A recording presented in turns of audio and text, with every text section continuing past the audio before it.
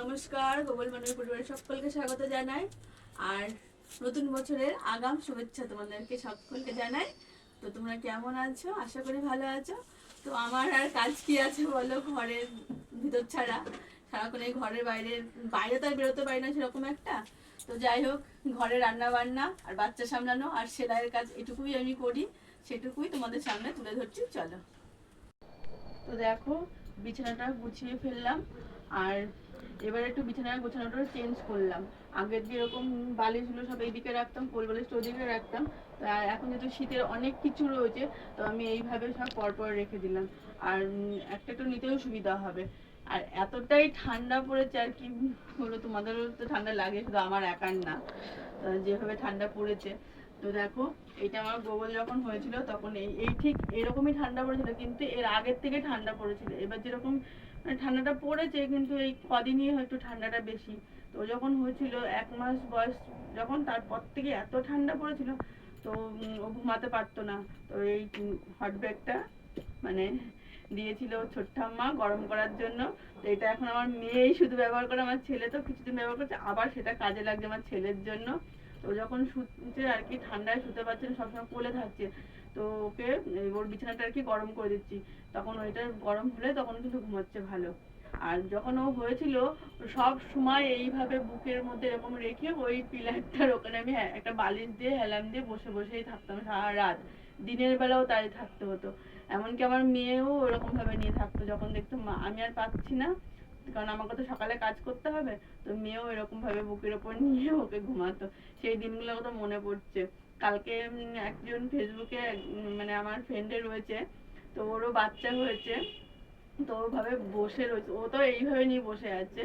তো বলছে যে এইভাবে কি বসে রাখা যায়, রেখে থাকা যায়? তো আমি তাই মানে সেটা দেখে আমার মনে পড়লো, তাই তোমাদেরকে একটু বললাম, বুঝেছো? এই মা বাবা হলে অনেক কষ্ট করতে হয়, তাই না? আর একটা জিনিস তোমাদের দেখায়, দেখো তো, আমি এইভাবে রাখি যে মশারিটা, সেটা বেশি ভালো লাগে না এই ধরনের, মানে এইটা যেটা রাখলাম এটা ভালো লাগে না এই একটা নতুন আমি দেখছি, আমি আগে দেখিনি, ফেসবুকে এখন খুব দেখছি, এই যে এইভাবে ধরে এইবারে এইভাবে নিচ্ছেন।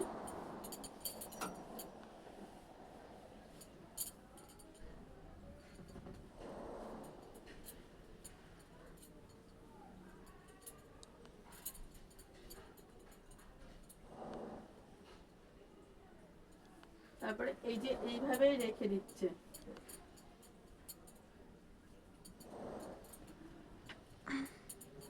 নাকি বাবুই পাখির বাসা, তো এইটা ভালো লাগছে। কোনটা একটু কমেন্ট করে জানাবে তো। নতুন এটা দেখে আমার খুব ভালো লাগলো, তাই তোমাদেরকে দেখালাম। তারপর বিছানা টিছানা সব তো তুলে ঘর দোর ঝাড় দেওয়া হয়ে গেছে, সেটা তোমাদের দেখালাম না।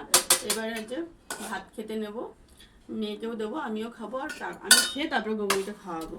নাহলে না ওকে খাওয়াতে গিয়ে আমার দেরি হবে। এখন খুব মানে বায়না করছে, এখন খেতেই চায় না মোটো। আগে যেরকম ভাত যে কোনো খাবার খেয়ে নিত, তোমাদেরকে বলেছি এর আগেও ভিডিওতে যে ওর খাওয়া নিয়ে কোনো অসুবিধা নেই, কিন্তু এখন ভীষণ বায়না করে, খেতেই চায় না। আর দিও না। তো এই দেখো, মেয়ে এইটুকুই ভাত খাবে। আর জানো কি করেছি, কোথায় রাখলাম হাতাটা, ভুলভাল হয়ে গেছে।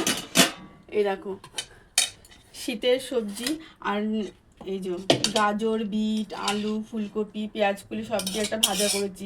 আমার মেয়ে বলে কি রোজ দিন এক খাবার করো, তো অনেক দিন পরে আবার এটা করলাম।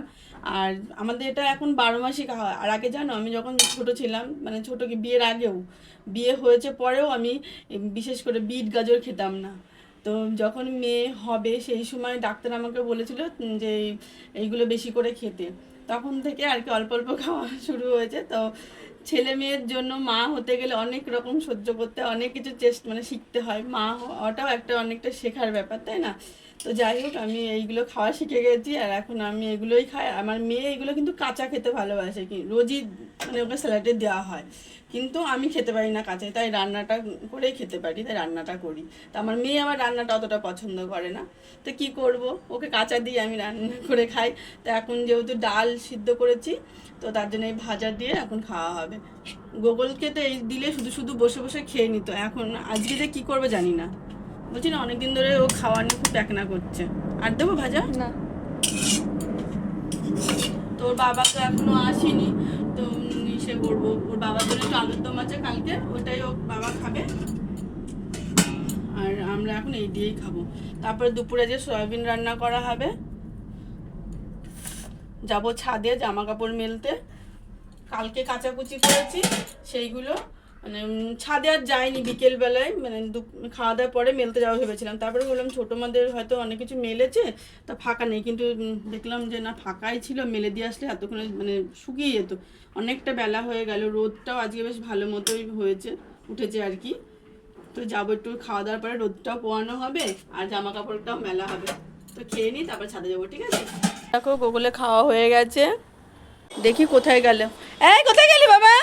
এই দেখো শুধু এরকম করে ঘুরে ঘুরে বেড়াচ্ছে। এই যে এখানে এসে একটু ঘুরিয়ে ঘুরিয়ে খাওয়ালাম বলে খেয়ে নিল, নাহলে কিন্তু খেতে চায় না। দেখো মুখে দিতে নাও, একটু নাও, একটু নাও, এইটুকু নাও, এইটুকু নাও, এইটুকু নাও, এই তো শেষ। আছে আছে, দেখো তো আছে, আছে বলো, বলো কি বলো, নেই বলো, নেই বলো, বলো নেই। ওর এই ঘরটা মানে এই ছাদের উপর, আর এই যে এই ঘরটা ওর খুব প্রিয়, কারণ গত বছরও, এর আগে হয়তো বলেছি, মানে গত বছরও এই জায়গাটায় ছোটো মারা ছিল এই সময়টাতে। দেখো কি অবস্থা, ওখানে রান্না টান্না করতো আর এই জায়গায় খাটটা ছিল। আর যখন গোগল হয়েছিল সেইবারে এই জায়গাটা করে, এই যে চেয়ারটা রয়েছে এই জায়গাটা করে ওকে তেল মাখানো হতো, ঠিক আছে?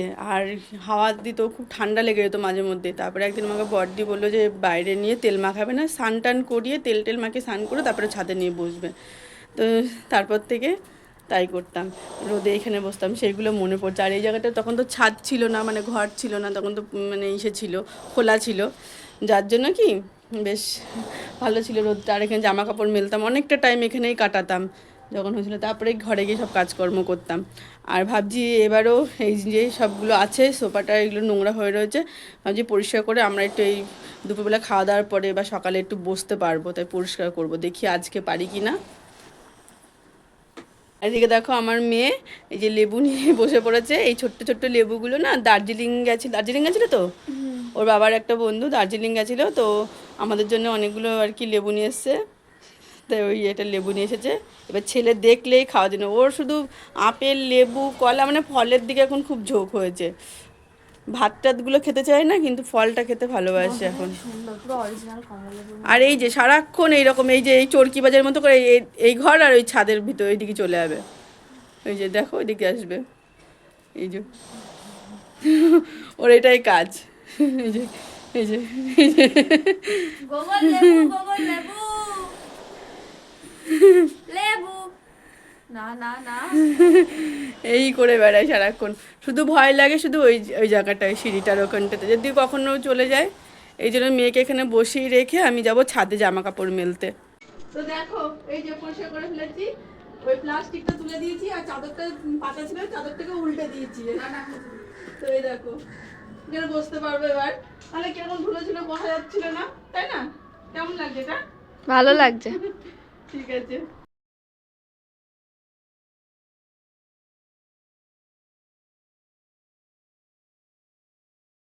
রোদে যা ভাই, সোফাটা পরিষ্কার করলাম আর হচ্ছে ভাই বোনে দুজনে করছে, বেশ আরাম নিচ্ছে রোদে বসে। আমরা কখন ঘরে যাবো? তুমি এখানে দাঁড়াও, আমি জামা নিয়ে আসছি ওখান থেকে, ঠিক আছে? বাবা শীতে কাঁপছে। দেখি দেখি দেখি দেখি। তো দেখো ছোট্ট আমার ঘরে কোন সকালে এসে দেখো হয়ে গেল, স্নান ধান খাওয়া দাওয়া সমস্ত কিছু হয়ে গেল, এবার ঘরে যেতে লাগবে। এটা সবাইকে টাটা করো, টাটা করো তুমি। এখনো টাটা হয়নি, রান্না করবো তো, রান্নাগুলো দেখবে না? রান্নাগুলো দেখবে তো? বলে আমার মা রান্না করবে।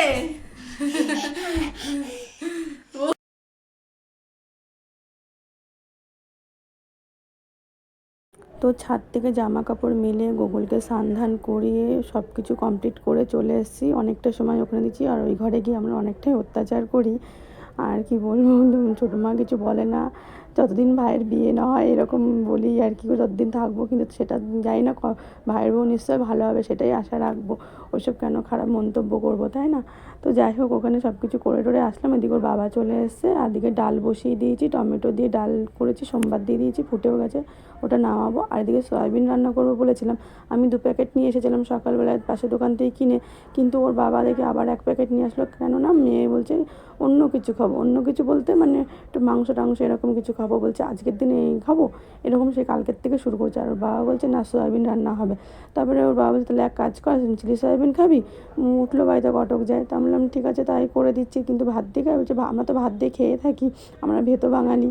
তো ওই দেখো আমার কিন্তু রান্না বান্না হয়ে গেছে। আর গোগলের জন্য একটু ডিম সিদ্ধ করে ওর মধ্যে দিয়ে দিয়েছি, জানো তো। আর এতটাই ঝাল হয়েছে যে কি বলবো। আর চিলি মানেই তো ঝাল, আর ঝাল ঝাল না হলে কি আর ভালো লাগে? তো একটু ঝাল ঝাল করেছে, ওর জন্য ডিম সিদ্ধটা আলাদা বসিয়ে দিয়েছি। তো আমার রান্না বান্না কিন্তু কমপ্লিট হয়ে গেছে। তো ভিডিওটা বেশি বড় করছি না, আর রান্নার ভিডিওটা আমি অন্যদিন শেয়ার করবো পুরো রান্নাটা, আজকে আর আমি দিলাম না, অনেকটাই ভিডিওটা বড় হয়েছে। তাছাড়া আমি ভয়েসটাও ঠিকমতো তখন দিতে পারিনি, যে এডিটের সময় ভয়েসটা দিচ্ছি। তো আজকের মতো ভিডিওটা এই পর্যন্ত, আবারও দেখাবে অন্য কোনো ভিডিওতে। ততক্ষণ সবাই সুস্থ থেকো, ভালো থেকো, আর নতুন বছর সকলের ভালো কাটুক এই কামনা করি।